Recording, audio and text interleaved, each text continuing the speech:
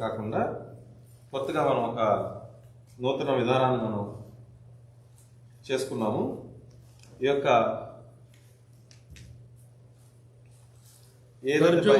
తర్జుమా అనేది సందీప్ తల్లిదండ్రుల కోసం చేయబడింది. ఎందుకంటే ఇది ఎంతో ప్రాముఖ్యమైనటువంటి అధ్యాయాలు, ఖచ్చితంగా అందరూ తెలుసుకోవాల్సిన అవసరం ఉంటుంది. Last week we saw chapter 37. గత వారం మనం 37 అధ్యాయం చూసుకున్నాము. Valley of the bones.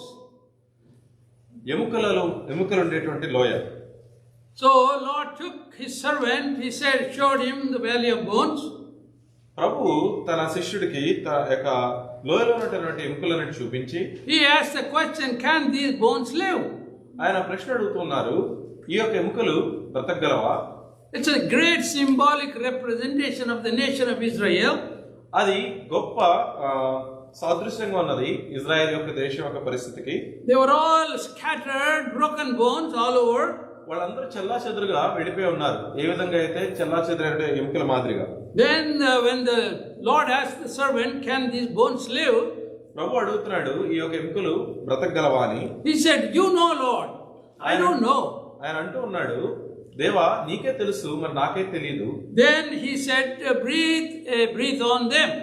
దేవుడు తన ఊపిరి ఊదగా then all the sinews and skin and bone flesh they formed onto the bones and became living human beings. ఆ ఎముకలు మరి నరములు ఏర్పడి మాంసము అలుముకొని అవి బ్రతకడం మనం చూస్తున్నాం.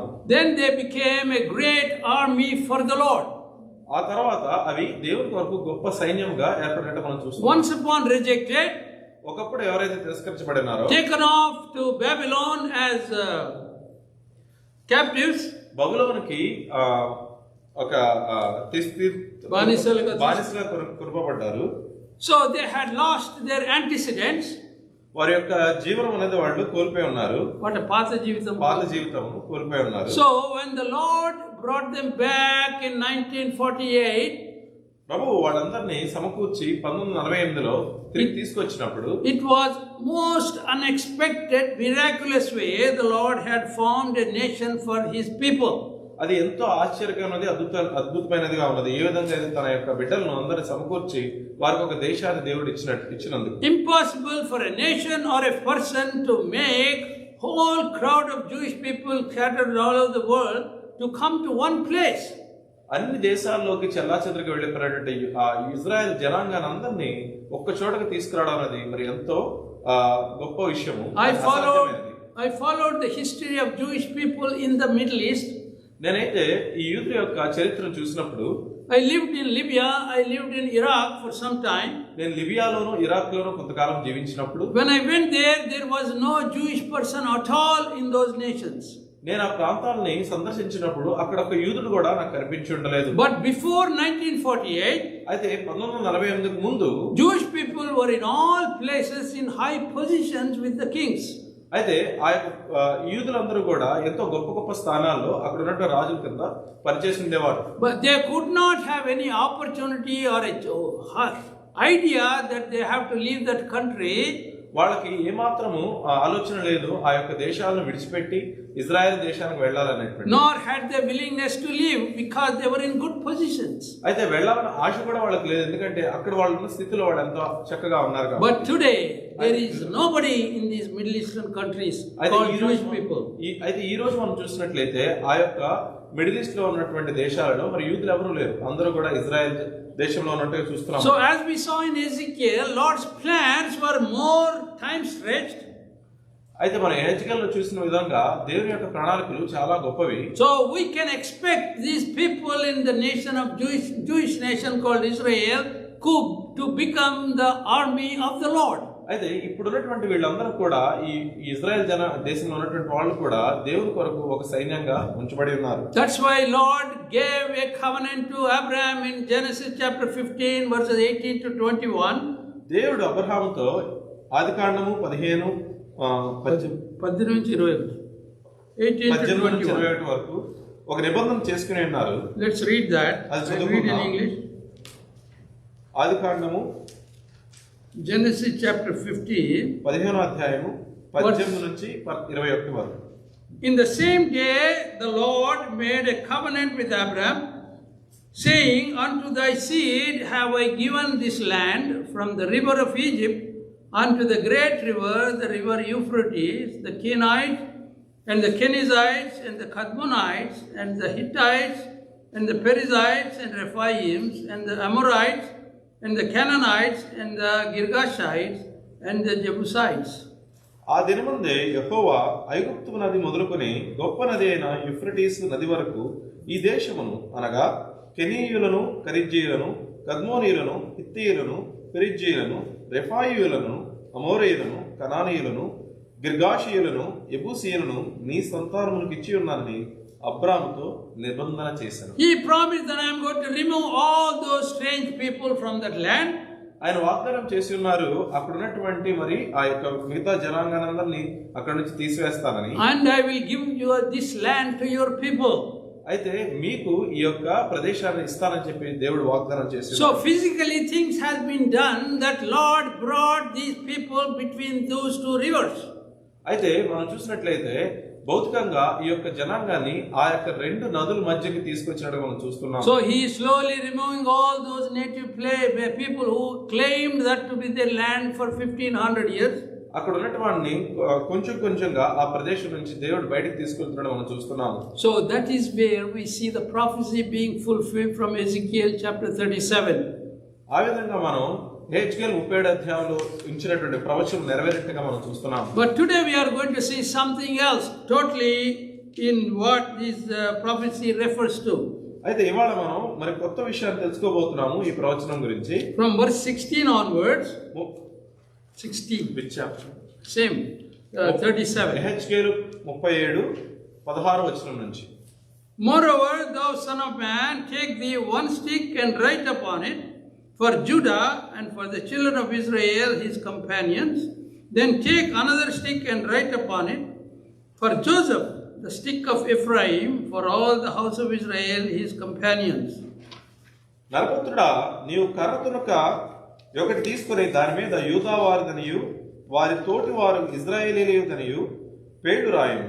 మరి ఒక తునక తీసుకుని దాని మీద ఎఫ్రాయిమునకు తునక అనగా యోసేపు వంశస్థులందనియు వారి తోటి వారకు Israel వారిదనియు రాయము. And join them one to another into one stick, then they shall become one in thine hand. అప్పుడది ఏకమైన తునక యొగినట్లు ఒకదానితో ఒకటి జోడించుము, అవి నీ చేతిలో ఒకటే తునక యొగును. There is a great mystery in these two verses. ఈ యొక్క రెండు వచనాల్లో ఎంతో గొప్ప విషయము మర్మమై ఉన్నది. When God said, I am God of Abraham, God of Isaac, God of Jacob, దేవుడు అంటున్నాడు నేను అబ్రహాము దేవుడను, ఇస్సాకు దేవుడను, యాకోబు దేవుడను అనగా we knew that he is the God of living people. మనకు తెలుసు ఆయన జీవముతో ఉన్న వారికి దేవుడై ఉన్నాడు. Because Abraham, Isaac and Jacob, God considers them to be alive with him. We don't know. Physicality, they are dead already. ఎందుకంటే అబ్రహాము, ఇస్సాకు, యాకోబు ఆయనని జీవం గల దేవుడుగా కొలిచి ఉన్నారు. అయితే వాళ్ళు ఇప్పుడైతే బ్రతికలేరు కానీ let us not take that impression that God is only for these generations of Abraham. అయితే మనం ఇలా అనుకోవద్దు దేవుడు వాళ్ళకు మాత్రమే దేవుడని. Out of his mercy, Lord had brought gospel to faraway places other than these two areas where these two rivers are coming as borders. అయితే దేవుడు కరుణ చొప్పున ఈ యొక్క రెండు ప్రాంతాలు మాత్రమే కాదు కానీ మిగతా ప్రాంతాల వారికి కూడా సువార్తని తీసుకెళ్ళట్టుగా మనం చూస్తున్నాం. That's how we receive the gospel. అదే విధంగా మనం కూడా దేవుని సువార్తను ఎరిగి ఉన్నాము. In America, people did not know where this land of Israel was. అయితే అమెరికాలో ఉన్న దేశస్తులకి ఈ ఇజ్రాయెల్ దేశం ఎక్కడున్న విషయం తెలియలేదు కానీ In India, we did not know where this land of Israel was. మరి భారతదేశంలో ఉన్నటువంటి వారికి కూడా ఈ ఇజ్రాయెల్ దేశం ఎక్కడుందని తెలిసి ఉండలేదు. But we know the Lord who was born in that land became my savior. అయితే ఆ యొక్క దేశంలో మరి జన్మించినటువంటి మన ప్రభువు యేసు మనతోడు ఉన్నాడని మనం రక్షణ పొందుకున్నామని మనం ఎరిగి ఉన్నాం. That shows that God is for all people. అయితే ఆ విధంగా దేవుడు అందరికీ దేవుడు అనే విషయం మనం తెలుసుకుంటాం. Not only for people descendants of Abraham. అయితే కేవలం అబ్రహాముకి భౌతికంగా వచ్చినటువంటి మరి వంశస్థులు మాత్రమే కాక He belongs to us. ఆయన మనకు కూడా చెందినవాడే. He belongs to all countries of the world. దేవుడు అందరికీ దేవుడై ఉన్నాడు. That's what it signifies with these two verses. ఈ యొక్క రెండు వచనాలు దాన్నే మనకు సూచిస్తున్నవి. I spoke on book of Hosea in the Bible study many times Hosea. to my people in Chicago. హోషేయ గురించి నేను మాట్లాడాను ఎన్నోసార్లు నా యొక్క బైబిల్ స్టడీలో చికాగోలో ఉన్నటువంటి వారితో. Hosea prophecy is all about the tribe of Ephraim. హోషేయ పుస్తకం అంతా కూడా ఇఫ్రాయిం యొక్క జనాంగం గురించి ఉన్నది. And their activities were mentioned there. వాళ్ళు ఏం చేస్తున్నారనే విషయాల గురించి అక్కడ చెప్పబడే ఉన్నది. Ephraim happened to be the son of Joseph from a Gentile woman. ఇఫ్రాయిము మరి యోసేపు కుమారుడైనప్పటికీ కూడా మరి అతని యొక్క తల్లి అన్య జనాంగం చెందినటువంటి వ్యక్తి అయి ఉన్నది. He had two sons, Manasseh and Ephraim. యోసేపుకి ఇద్దరు కుమారులు మనష్షే మరియు ఇఫ్రాయిము. And Jacob was very old. యాకోబు మరి ఎంతో వృద్ధుడై ఉండగా he brought his two sons, Joseph with the left hand with Manasseh and right hand with Ephraim, so that Jacob can bless Manasseh as the elder son with his right hand. యాకోబు వృద్ధుడై ఉండగా యోసేపు తన ఇద్దరు కుమారులు మనష్షేని Ephraim తీసుకొచ్చి ఉన్నాడు. మనష్షే మరి ఎడమ చేతి వైపు, ఎఫ్రాయిం కుడి చేతి వైపు తీసుకొని ఉన్నాడు. మరి ఆ యాకోబు కుడి చేతితో hoping that Jacob will bless his elder son with his right hand. తన యొక్క కుడి చేతితో తన యొక్క పెద్ద కుమారుని ఆశీర్వదిస్తాడని ఆ విధంగా తీసుకొచ్చి ఉన్నాడు. But Jacob switched the hands and blessed Ephraim with his right hand. అయితే యాకోబు తన యొక్క చేతులు మార్చి ఎఫ్రాయిముని తను దీవించినట్టు మనం చూస్తాం. That is reflected in the book of Hosea. అయితే హోషేయ అనే పుస్తకంలో దాని గురించి రాయబడి ఉంది. So these two sticks represent, one was Judah, other was Ephraim. మరి ఈ రెండు వచనాలు మనం చూసినట్లయితే ఒకటి జూడా గురించి, యూదుల గురించి, తర్వాత యూదా గోత్రం గురించి, మరొకటి ఎఫ్రాయిం గోత్రం గురించి ఉంది. So Ephraim tentative, it is comparably said as all Gentiles in this world. మరి ఇఫ్రాయిం గురించి మనం చూసినట్లయితే దాన్ని అతని గురించి మనం ఆలోచించినట్లయితే అది అందరి యొక్క అన్య జనాంగం గురించి మనం సూచిస్తున్నది. Of which we belong to. మరి దానికి మనం చెందిన వారు. None of us belong to Jewish tribe.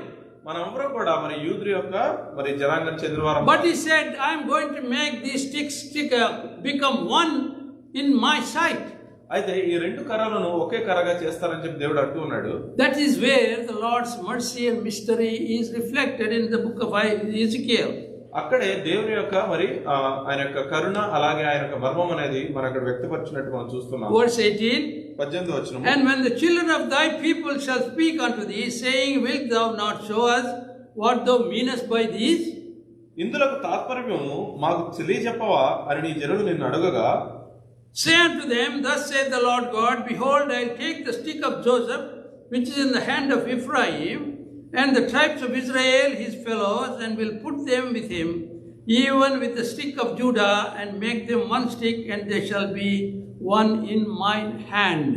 ఆ రెండు తునకలను వారి సమక్షమున నీవు చేత పట్టుకుని వారితో ఇట్లను, ప్రభువైన యెహోవా సెలవిచ్చినదేమనగా, ఎఫ్రాయిం చేతిలోనున్న తునక అనగా ఏ తునక మీద ఇశ్రాయేలు వారి పేళ్లను వారి తోటి వారి పేళ్లను నేను ఉంచితినో, యోసేపు అను ఆ తునకను యూదా వారి తునకను నేను పట్టుకొని ఒకటిగా జోడించి నా చేతిలో ఏకమైన తునకగా చేసేదను. So when the valley of bones became a great nation, a great army of the Lord, అయితే ఆ యొక్క లోయలో ఉన్న ఎముకలను కూడా దేవుని కొరకు గొప్ప సైన్యంగా అయినప్పుడు Lord considered them as the people who need to be reformed and become an army for him.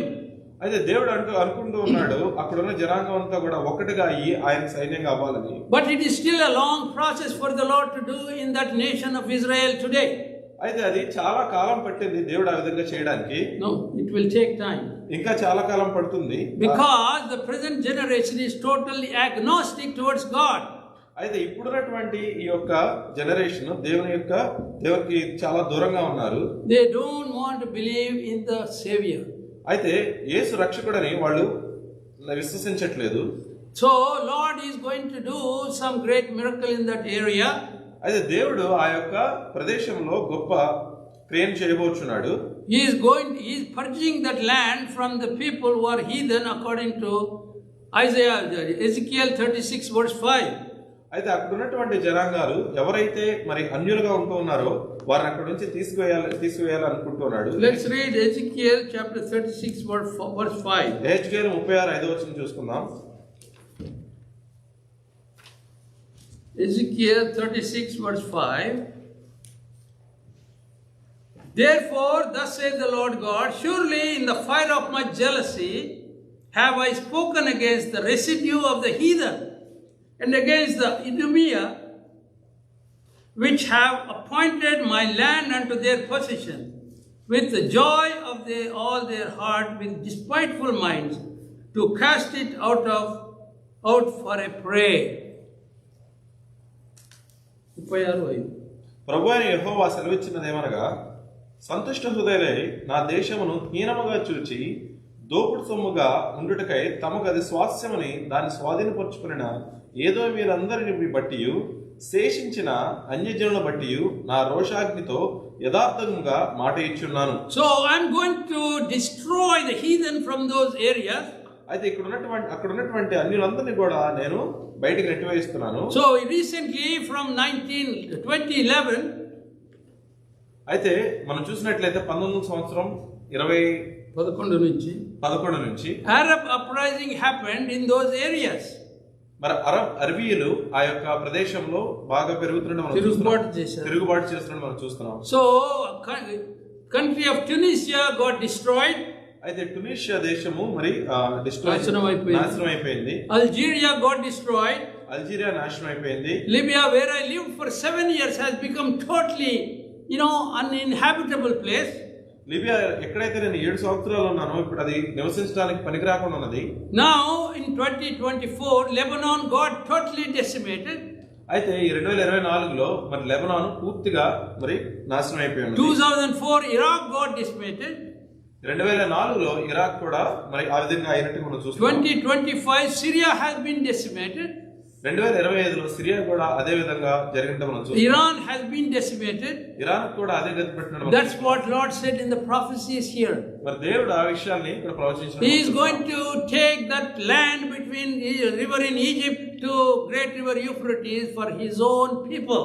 అయితే ఆ యొక్క ప్రదేశం ఈ రెండు నదుల మధ్యన రివర్ యూఫ్రటీస్ నుంచి మరి అలాగే రివర్ ఐగుప్తు వరకు కూడా ఆ ప్రదేశాన్ని ఆయన వాళ్ళ తన బిడ్డలకు ఇవ్వాలని చూస్తున్నాడు. The definition of his people is varying now after we know Christ. అయితే ఆయన యొక్క బిడ్డలు ఎవరనే విషయం అనేది మరి ఇప్పుడైతే మారుతూ ఉన్నది. మరి మనమైతే దేవుని తెలుసుకున్నాం. Romans 11 రోమీయులకు రాసిన పత్రిక 11వ అధ్యాయము verse 25 onwards. 25 నుంచి. రోమీయులకు రాసిన పత్రిక 11వ అధ్యాయము 25 నుంచి. I'll read from 26 Romans chapter 11. 26 నుంచి చదువుకుందాం. 25 తెలుగులో 25. And so all Israel shall be saved, as it is written, there shall come out of Zion the deliverer, and shall turn away ungodliness from Jacob. సహోదరులారా, మీ దృష్టికి మీరే బుద్ధిమంతులను అనుకున్నట్లు ఈ మర్మం మీరు తెలుసుకొని కోరుచున్నాను. అదేమనగా అన్యజనుల ప్రవేశం సంపూర్ణమగు వరకు ఇజ్రాయేలునకు కఠిన మనసు కొంత మట్టుకు మిగిలిను. వారు ప్రవేశించినప్పుడు విమోచకుడు సియోను నుండి వచ్చి యాకోబులో నుండి భక్తిహీనం తొలగించును. నేను వారి పాపములను పరిహరించినప్పుడు నా వలన వారికి కలుగు నిబంధన ఇదే అని రాయబడినట్లు ఇజ్రాయేలు జనులందరూ రక్షింపబడుదురు. So total who are being saved will be called the nation of Israel. రక్షింపబడిన అందరూ కూడా మరి ఇజ్రాయెల్ జనాంగంగా మరి పిలువబడుతున్నారు. Because Jewish people have still hard towards Lord. అయితే యూదుల యొక్క హృదయం దేవుని పట్ల ఇంకా కఠినాంతంగా ఉన్నది. The Savior, deliverer out of Zion, is going to deal with them until they become mellowed down to receive the Lord as Savior. అయితే విమోచకుడు వాళ్ళతో మరి పనిచేస్తున్నాడు, వాళ్ళ యొక్క హృదయం కరిగేంత వరకు కూడాను. So here we see two sticks, Judah and Ephraim. అయితే ఇక్కడ మనం రెండు కర్రలు చూస్తున్నాము. They are all going to be made one very soon in front of our eyes. యూదా మరి ఎఫ్రాయిము మరి ఆ రెండు కూడా ఒకటిగా అందరి యొక్క కళ్ళ ఎదుట ఒకటి అవడానికి అవకాశం ఉన్నది. Ezekiel 37 verse 21. ఎహెజ్కేలు 37:21 వచనము. And say unto them, thus saith the Lord God, behold, I will make the children of Israel from among the heathen whither they have gone, and will gather them on every side and bring them into their own land. Ezekiel 37:21. ప్రభువైన యెహోవా సెలవిచ్చినదేమనగా, ఏ అన్యజనులలో ఇజ్రాయేలు చెదిరిపోయారో ఆయా అన్యజనుల నుండి వారిని రక్షించి వారు ఎచ్చటెచ్చట ఉన్నారో అచ్చటి నుండి వారిని సమకూర్చి వారి స్వదేశంలోనికి తోడుకుని వచ్చి వారికి మీదట ఎన్నటికి రెండు జనములుగాను రెండు రాజ్యములుగాను ఉండకుండానట్లు ఆ దేశంలో ఇజ్రాయేలు పర్వతముల మీద వారిని ఏకంగా చేసి వారికి అందరికి ఒక రాజునే నియమించెదను. So that is what he has done, prophesied, and it has been fulfilled. మరి ఆ ప్రవచనం ఆయన ప్రవచించి మరి ఆయన నెరవేర్చడం మనం చూస్తున్నాం. So when you look at the scriptures here, అయితే మనం ఇవాళ మనం ప్రవచనాలు చూసినట్లయితే we can see the heart of God towards the people who know His Son as their Savior. అయితే దేవుని యొక్క హృదయాన్ని మనం చూడవచ్చు, ఎలా అయితే వారి ఆయన బిడ్డల కొరకు ఆయన హృదయం ఏ విధంగా ఉన్నదనేది. Once upon a time we were aliens and unwanted people. ఒకనొక సమయంలో మనం దేవునికి దూరస్తులుగా ఉన్నాము, ఆయన దరిచేరలేనటువంటి వారంగా ఉన్నాము. And Lord, out of His mercy, అయితే దేవుడు తన కృప చేత కరుణ ద్వారా brought us into His fold. అయితే ఆయన్ని మనందరినీ కూడా ఆయన సన్నిధికి తీసుకొచ్చి ఉన్నాడు. Verse 22. 22వ వచనం. And I will make them one nation in the land upon the mountains of Israel, and one king shall be king to them. And 23. Neither shall they defile themselves anymore with their idols, nor with their detestable things, nor with any of their transgressions, but I will save them out of their dwelling places wherein they have sinned, and will cleanse them. So shall they be my people, and I'll be their God. వారికి మీదట ఎన్నటికి రెండు జనములుగాను రెండు రాజ్యములుగాను ఉండకుండానట్లు ఆ దేశంలో ఇజ్రాయేలీల పర్వతాల మీద వారిని ఏకజనముగా చేసి వారికి అందరికీ ఒక రాజునే నియమించెదను. తమ విగ్రహములు వలన గాని తాము చేసి ఉన్న హే క్రియల వలన గాని ఏ అతిక్రమ క్రియల వలన గాని వారికి మీద తమను తాను అపవిత్రపరచుకున్నారు. తాము నివసించిన చోట్లన్నిటిలో వారు మారక పాపములు ఇక చేయకుండా వారిని రక్షించి వారిని పవిత్రపరచెదను. And David my servant shall be the king over them, and they shall have the one shepherd. They shall also walk in my judgments and observe my statutes and do them. అప్పుడు వారు నా జనులెదురు, నేను వారి దేవుడినే ఉందును. నా సేవకుడైన దావీదు వారికి రాజవును. వారికి అందరికి కాపరి ఒక్కడై ఉండును. వారు నా విధులను అనుసరింతురు, నా కట్టడలను గైకొని ఆచరితురు. This is the fulfillment of his prophecy. ఇది దేవుని యొక్క ప్రవచనం నెరవేర్చినటువంటి విషయం మనం చూస్తున్నాం. Because it is going to happen very soon in front of our eyes. అయితే ఇది ఖచ్చితంగా మరి కొంతకాలంలో మన కళ్ళెదుటే జరగబోతున్నది. When his son comes in all glory, ఆయన కుమారుడు తన సంపూర్ణ మహిమలో తిరిగి వచ్చినప్పుడు we will all be together to greet him. మనందరం కలిసి ఆయన ఎదుర్కొంటాము. But unless you are born again, అయితే నీవు గనక మరల జన్మించకపోతే you will not experience this beautiful feeling in your life. మరి ఈ యొక్క గొప్ప అనుభూతిని నువ్వు మరి కోల్పోతావు. Verse 25, and they shall dwell in the land that I have given unto Jacob my servant, wherein your fathers have dwelt, and they shall dwell therein, even they and their children and their children's children forever, and my servant David shall be their prince forever. మీ పితరులు నివసించినట్టు నా సేవకుడైన యాకోబునకు నేను ఇచ్చిన దేశంలో వారు నివసింతురు, వారి పిల్లలను వారి పిల్లల పిల్లలను అక్కడ నిత్యము నివసింతురు. నా సేవకుడైన దావీదు ఎల్లకాలము వారికి అధిపతి ఉండును. So we saw the land. అయితే మనం యొక్క ప్రదేశం చూసాము. We saw the people. మరి మనుషులు మనం చూసాము. We saw the strange aliens and Gentiles in faraway places. మరి అక్కడికి చెందినటువంటి వారి యొక్క అన్యులను మనం చూసి ఉన్నాము. He called them Ephraim. అయితే వాడినైతే దేవుడు ఇఫ్రాయిం అని పిలుస్తున్నాడు. Do you believe that in India, in my state, there is a tribe of Ephraim still living? మీకు తెలుసా, నేనున్న ప్రదేశంలో మేమున్న రాష్ట్రంలో ఇఫ్రాయిం తెగకి చెందిన వారు ఇంకా మా దగ్గర ఉన్నారు, మీకు తెలుసా? So this press reporter went to that village. అయితే ఈ యొక్క ప్రెస్ రిపోర్టర్ యొక్క గ్రామానికి వెళ్ళి, It's called a town called Rajol. ఆ యొక్క ప్రదేశం పేరు Razole. And all were farmers. అక్కడ ఉన్నటువంటి వాళ్ళందరూ రైతులు. They look like us. వాళ్ళు మాలాగే ఉంటారు, మనలాగే ఉంటారు. And they have a synagogue. అయితే వాళ్ళకి అక్కడ సమాజ మందిరం ఉన్నది. And the reporter asked them, what tribe are you? అయితే అక్కడ వెళ్ళినటువంటి ఆ రిపోర్టర్ అడుగుతున్నాడు, నువ్వు ఏ తెగకి చెందిన వాడు? They said, we are Jewish people. అయితే మేము యూదులము. Our tribe is Ephraim. అయితే మా యొక్క తెగ ఇఫ్రాయిం. See how amazing Lord is building all these prophecies into one. అయితే చూసారా ఎంత అద్భుత రీతిగా ఈ యొక్క ప్రవచనాలు, దేవుడు చెప్పిన ప్రవచనాలన్నీ కూడా దేవుడు ఏ విధంగా నెరవేరుస్తున్నాడు. And they want to go back to Israel. అయితే వాళ్ళు తిరిగి వాళ్ళ దేశానికి వెళ్ళాలని ఆశపడుతున్నారు. They are Indians, Indian citizenship. అయితే వాళ్ళకి భారతదేశం ఉన్నారు కనుక భారత పౌరసత్వం ఉన్నది. But they want to go to Israel.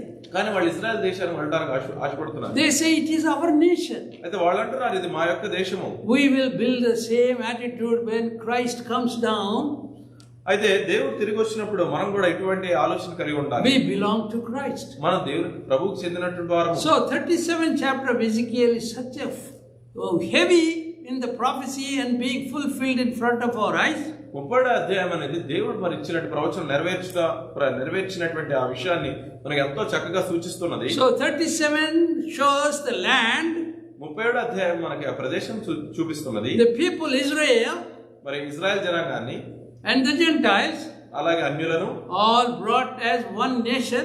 అందరూ కూడా ఒక్క జనాంగంగా ఏర్పరచడం. Now 30th chapter goes into more deep in the surrounding lands. అయితే 38వ అధ్యాయం అనేది ఆ చుట్టుపక్కల ఉన్నటువంటి యొక్క ప్రదేశాల గురించి చెప్తున్నది. And the word of the Lord came unto me saying, Son of man, set thy face against Gog, the land of Magog, the chief prince of Meshech and Tubal, and prophesy against them. 38వ అధ్యాయం 1వ వచనం నుంచి మరి యెహోవా వాక్కు నాకు ప్రత్యక్షమై ఇలాగ సెలవిచ్చెను, నరపుత్రుడా, మాగోగు దేశపు వాడగు గోగు అనగా రోషునకును మెషకునకు తుబాలునకును అధిపతి అయిన వారి తట్టు అభిముఖుడవై అతని గూర్చి ఈ మాట ఎత్తి ప్రవచింపుము. Prophetically, Gog Magog is about Russia. మరి ప్రవచనం ప్రకారం మాగోగు గోగు అనే వాళ్ళు రష్యాకు చెందినటువంటి వాళ్ళు. Because Russia was the only country in Europe which became communistic in 1918. మరి రష్యా మాత్రమే ఒకే ఒక్క దేశము 1918లో 1918లో వాళ్ళు కమ్యూనిస్ట్ దేశంగా మారిపోయారు. Because Lord has great plan. None of the nations in Europe have ever tasted communism. Of course, there was Karl Marx, and it was only subdued within his philosophies, but a country transforming was unimaginable. అయితే ఐరోపా ఖండంలో ఉన్నటువంటి మరే దేశాలకు కూడా ఈ communism లేదు కానీ మరి ఒక్క దేశము పూర్తిగా కమ్యూనిస్ట్ దేశం అవడం అనేది ఎంతో ఆశ్చర్యమైన విషయం. It became a strong supporter of Nasser in Egypt in 1945-46. మరి ఐగుప్తులో ఉన్న నాజరుకు వాళ్ళు ఎంతో మరి చాలా దగ్గరగా వాళ్ళకి కావాల్సిన ఇచ్చినట్టుగా మనం చూస్తున్నాం. Whatever Israel was doing there, Russians became as against them.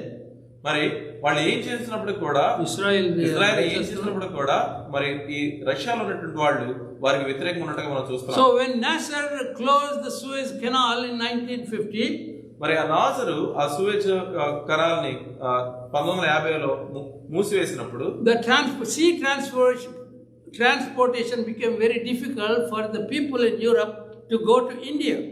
మరి ఐరోపా దేశంలో ఉన్నటువంటి వారు ఇండియా వెళ్ళడానికి సముద్ర మార్గంగా ఎంతో కష్టమైపోయి ఉన్నది. To support Nasser, Russia was standing against the European nations. అయితే ఈ నాజర్కి సహకారం అందించడానికి రష్యా ఐరోపాలో ఉన్న దేశాలకు వ్యతిరేకంగా ఉన్నది. So Lord is showing dynamism of how this land can survive and stable. అయితే దేవుడు మనకు చూపిస్తున్నాడు ఈ ప్రదేశం ఏ విధంగా అయితే మరి స్టేబుల్ గా ఉండగలుగుతుందనే విషయం. Nation of Israel. మరి ఇజ్రాయెల్ దేశము. But there is opposition from Gog Magog, the Russian people. అయితే మరి దానికి ఎంతో వ్యతిరేకత ఉంది ఈ గోగు మాగోగ్ అనే రష్యా అనే జనాంగంతో. Libya took help of Russia. మరి లిబియా రష్యాకు సహకారం తీసుకుంది. Iraq took help of Russia. Iraq మరి వారి సహకారం తీసుకున్నది. Syria took the help of Russia. Syria కూడా రష్యాకు సహకారం తీసుకున్నది. But after 1990, Lord destroyed the powerful force of Russia. అయితే 1990 తర్వాత ఈ రష్యాకు ఉన్నటువంటి అతి శక్తివంతమైనటువంటి వాటిని దేవుడు నాశనం చేసినట్టు మనం చూస్తున్నాం. That's what we see verse 4, and I will turn thee back and put hooks on thy jaws. అదే మనం 4వ వచనంలో చూస్తున్నాం, నేను నిన్ను వెనుకకు త్రిప్పి నీ దవడలను గాలమును తగిలించి నిన్నును నీ సైన్యమంతటిని గుర్రములను నానా విధములను ఆయుధమును ధరించి నీ రౌతులందరినీ కవచములను డాళ్లను ధరించి ఖడ్గమును చేతపట్టుకుని వారిని మహాసైన్యముగా బయలుదేరదీసెదను. Persia, Ethiopia, Libya with them. నీతో కూడిన పారసీక దేశపు వారిని, కుషియలను, పూతు వారినందరినీ, డాళ్లను, శిరస్థానములను ధరించి వారినందరినీ నేను బయలుదేరదను. Gomer and all his bands. గోమెరుడు అతని సైన్యమంతయు ఉత్తర దిక్కులో నుండి ఉండు. తోగర్మాయును అతని సైన్యమును జనములు అనేకములు నీతో కూడా వచ్చును. So he says, I'm not going to spare any land which is in seeking help of Gog Magog. అయితే దేవుడు అంటున్నాడు ఆ యొక్క గోగు మాగోగు నుంచి సహకారం మరి పొందుకునేటువంటి ఏ ప్రదేశాన్ని కూడా ఉపేక్షించడం దేవుడు చెప్తున్నాడు. After 1990 Russia fell, these countries really were decimated. ఆ యొక్క 1990లో రష్యా పడిపోయిన తర్వాత ఈ దేశాలన్నీ కూడా మరి కనుమరుగైనట్టు మనం చూస్తున్నాం. It's a slow process of Lord's working in that land where He wants to bring all of us as one nation to worship the Lord as Savior. అయితే దేవుడి యొక్క ప్రణాళికలో ఉన్నట్టుగా ఈ యొక్క దేశాలను నెమ్మదిగా ఒకదాని తర్వాత ఒకటి అంతరించినట్లు దేవుని యొక్క జనాంగం అంతా ఒక దేశంలోకి వచ్చి ఆయన ఆరాధించినట్లు దేవుడు దీన్ని జరిపిస్తున్నట్టు మనం చూస్తున్నాం. Verse 13. 13వ వచనం. The Sheba and Dedan are the merchants of Tarshish, with all the young lions thereof shall say unto thee, Are you come to despoil us? Hast thou gathered thy company to take prey, to carry away silver and gold, take away cattle and goods, to take a great spoil? సెబావారును దదాను వారును తర్షీషు వర్తకులను కొదమ సింహములు వంటి వారైన దాని వారందరూ నిన్ను చూచి సొమ్ము దోచుకున్నట్టుకు వచ్చితివా, దోపు దోచుకున్నట్టుకు సైన్యము సమకూర్చితివా, బహుగా దోపు దోచుకుని వెండి బంగారమును పశువులను సరుకులను పట్టుకొని పోవటకు చాలా దోపుడు దోచుకున్నట్టుకు వచ్చితివా అని నిన్ను అడుగుదురు. Sheba and Dedan refers to today's Yemen. అయితే ఇక సెబాను వారు మన ఇవాళ ఉన్నటువంటి యమన్ అనే దేశం గురించి. So Yemen is at cross swords with Israel today. మరి యమను ఇజ్రాయెల్తో మరి ఏమంటారు, Crosswords, fighting with Israel. వాళ్ళతో యుద్ధం చేస్తున్నట్టు మనం చూస్తున్నాం. So Lord has encompassed all this land where His children were to be kept free and safe, and that is what Lord is developing all these lands for their favor.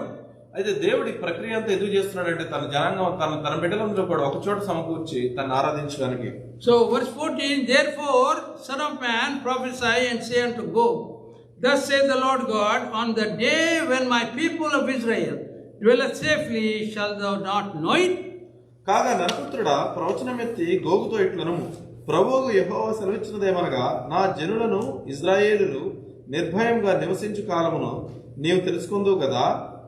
And you will be, and it shall come from thy place, out of the north parts, thou and many people with thee, all them riding horses, a great company and a mighty army, and thou shalt come up against my people of Israel as a cloud, to cover the land. It shall be in the latter days, and I will bring thee against my land, that the heathen may know me when I shall be sanctified in thee, go before their eyes. ఉత్తర దిక్కున దూరంనున్న నీ స్థలంలో నుండి నీవును నీతో కూడా జనం అనేకము గుర్రములెక్కి బహు విస్తారమైన సైన్యముగా కూడి వచ్చి మేఘము భూమి కమ్మినట్లు ఇజ్రాయేలుకు నా జనుల మీద పడెదరు. అంత్య దినములందు అది సంభవించును. అన్యజనులు నన్ను తెలుసుకున్నట్లు నిన్ను బట్టి వారి ఎదుట నన్ను నేను పరిశుద్ధపరచుకున్న సమయము నా గోగు నేను నా దేశం మీదకి నేను రప్పించదును. So Lord is showing the area encompassed by the Jewish people, the land of called Israel, are with heathen all around them. అదే దేవుడు చూపిస్తున్నాడు అక్కడ ఉన్నటువంటి అన్ని జనులందరూ కూడా ఈ యొక్క ప్రదేశం చుట్టూ ఉన్నవారు. But unimaginably whatever oil they had, it is of no use now, because they are all destroyed without any provocation from their own people. అయితే ఊహించినట్టు కాదు కానీ వాళ్ళకు ఉన్నటువంటి మరి యొక్క ఆయిల్ మొత్తం నాశనమైనట్టుగా మనం చూస్తున్నాం. So what do we learn from the prophecy of Ezekiel? అయితే యెహెజ్కేలు ప్రవచనం నుంచి మనం ఏం నేర్చుకోవాలి? It is not a historic book. ఇదేమి చరిత్రకు సంబంధించిన పుస్తకం కాదు. It is not something we get bored when we read. ఇదేదో బోర్ కొట్టినప్పుడు మనం చదివేటువంటి పుస్తకం కాదు. చదివినప్పుడు బోర్ కొట్టేది, చదివినప్పుడు బోర్ కొట్టే పుస్తకం కాదు. But you see the heart of God. అయితే దేవుని యొక్క హృదయాన్ని నువ్వు చూడగలవు. For His people. ఆయన యొక్క ప్రజల కొరకు. For the land He assigned to His people. ఆ యొక్క ప్రదేశము తన జనాలకు He will not rest until this land becomes a land of the Lord. అది దేవుని ప్రదేశంగా మారేంత వరకు కూడా దేవుని యొక్క ప్రణాళిక ఆగదు. First He really opened the land for the people of Jewish people.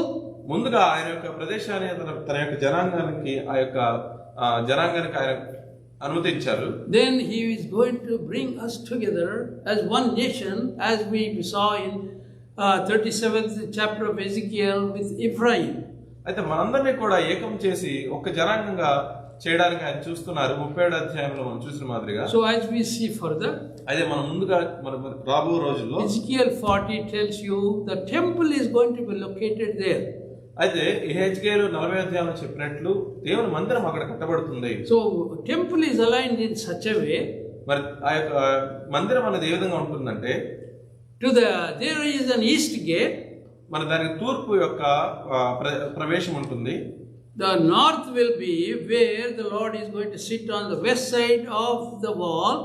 మరి ఆ యొక్క ఉత్తర దిక్కున దేవుడు ఆ సింహాసనం కూర్చొనబోతున్నాడు. The temple is facing northward. మందిరము ఉత్తర దిక్కున ఉంచబడుతుంది. On the west side is the Lord on his throne. పడమటి దిక్కున దేవుడు తన యొక్క సింహాసనం మీద ఆసీనుడై ఉంటాడు. And the east side there is a gate. మరి తూర్పు దిక్కున ఒక ద్వారం ఉంటుంది. When you open the gate, మరి ద్వారం తెరిచినప్పుడు today ఇవాళ all the nations are Islamic. మరి అన్ని అక్కడ ఉన్నటువంటి అన్ని దేశాలు కూడా మరి ఇస్లాం లో ఉన్నట్టు చూస్తున్నాం. Lebanon, Syria, Iraq, Iran, Afghanistan, Pakistan, India, భారతదేశము, Bangladesh. So these are all, Lord says, when I open my gate, my fury is going to go out on these heathen. అదే దేవుడు అంటున్నాడు, ఆ తూర్పు దిక్కున మరి ద్వారం తెరిచినప్పుడు నా యొక్క ఉగ్రత అనేది ఆ యొక్క అన్ని దేశాలన్నింటి మీద వెళుతుందని చెప్తున్నాడు. So from verse 40 to 44 we are going to see the alignment of this temple. అయితే 40 నుంచి 44 వరకు ఈ యొక్క మందిరం ఏ విధంగా అయితే దేవుని యొక్క ప్రణాళికలో సమకూర్చి ఉన్నదో మనం చూస్తాం. That is where the amazing Lord's heart being shown to us. అదే విధంగా దేవుని యొక్క అద్భుతమైన హృదయం, ఆయన యొక్క అద్భుతమైన ఆలోచన ఆయన హృదయం తన ప్రజల కొరకు ఎలా ఉంచబడిందో మనం చూస్తాం. So meditate how God has put in these words his wisdom so that we may not neglect him. దేవుడు ఏ విధంగా అయితే తన జ్ఞానము ఈ యొక్క వాక్యమును ఉంచి ఉన్నాడో మనం తెలుసుకోవాలి. Meditate on this portion. ఈ యొక్క వాక్య భాగాన్ని మీరు తప్పకుండా ధ్యానించాలని నేను కోరుకుంటున్నాను. Let's pray. మనం ప్రార్థన చేసుకుందాం. Loving Heavenly Father, wonder working God, we want to thank you, praise your name for the time you gave us to meditate your word. What an amazing book you gave into our hands. Nothing is comparable, oh Lord, anywhere in the world, which is such precious. Each, oh Lord, chapter each verse is so dear to us that you talk to us from these words, that our daily life is intertwined with us. We want to thank you and praise your name. We also thank you for the needs we are going to put forward. We pray for Roy and Peggy traveling tomorrow to Europe. Be with them, give them good health, enable them to come back safe. Wherever they stay, they may be a name of testimony for all those surrounding people. We also thank you for Edie, who could come today and be with her hectic life, going to Bremerton and back. And Lee, oh Lord, touch him, heal him. And thank you for Walu, who is helping him. Thank you for Noi. We pray for Jamie, good report from CAT scan. Oh Lord, it is your grace which has been provided. We also thank you for Sandy, give her good health, take off any pains in her body. We thank you for bringing Sharon Kirtana. Oh Lord, be with her, let her future be, oh Lord, wonderful here in Seattle. Enable her to enjoy your presence. Protect her wherever she goes. We thank you for Sandeep and his family, his parents. Oh Lord, be with them, take off any pain in their bodies. Oh Lord, be with us as we travel to India by the end of this month. Provide and Sam here. Oh Lord, be with him alone. Protect him, guide him. We pray for Ryan, touch his knees, enable him to recover faster. Oh Lord, let the child not hurry in anything, make aggravating injuries anymore. We also pray for Anusha as she is seeking second opinion. She would know the result, what treatment she would go through very soon. Have mercy upon her. We also pray for Satish. Oh Lord, give him peace of mind. His mother has come. She will be of great help. We pray for other needs. Oh Lord, be with us. Thank you for Enosh and Rishi. Oh Lord, as we celebrate Enosh's birthday today, oh Lord, let this child grow as a testimony for your name in days to come. Thank you for each one here. We want to thank you, praise your name. We ask all these things in the name of our Lord and Savior, Jesus Christ. Amen. Amen.